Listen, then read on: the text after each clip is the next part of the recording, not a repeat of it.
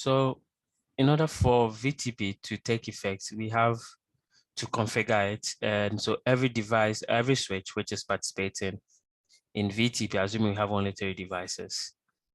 Let's say we have 3 devices. So switch 1, maybe I have to draw it a bit different.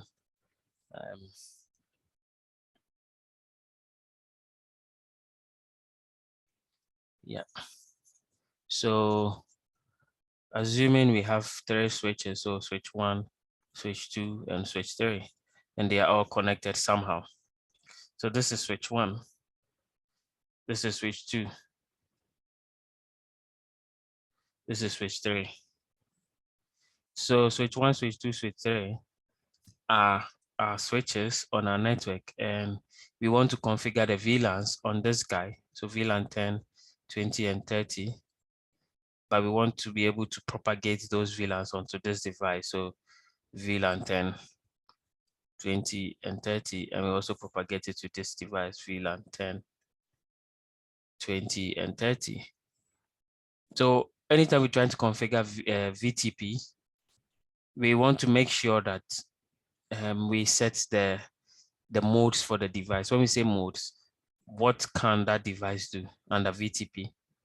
Because VTP helps us to create VLANs and propagate it. It helps us to delete VLANs. It helps us to rename VLANs.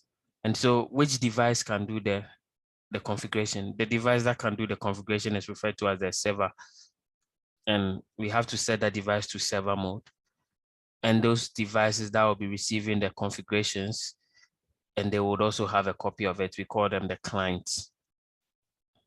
So any device that we want to receive our VLANs, we call that a client. And any device that we want to be able to create the VLANs from, we call that the server. There's also one more device, assuming from our topology, assuming that this second device, we don't want it to update itself with the VLAN. So even though it will receive the VLANs, we just want it to send it to this guy, but this guy will not have those VLANs. We call that a transparent. So the transparent device is just a device who will receive VLANs coming from a server, but assuming it received 10, 20, 30, it wouldn't keep the 10, 20, 30. It would just tell this guy, oh, I've received information about 10, 20, 30 VLANs. You can create them on yourself, or you can update yourself with those VLANs. But for me, I'm not going to do that because I'm a transparent device. The reason why you may have that is because maybe you want to use it for something else and it doesn't have to have those VLANs.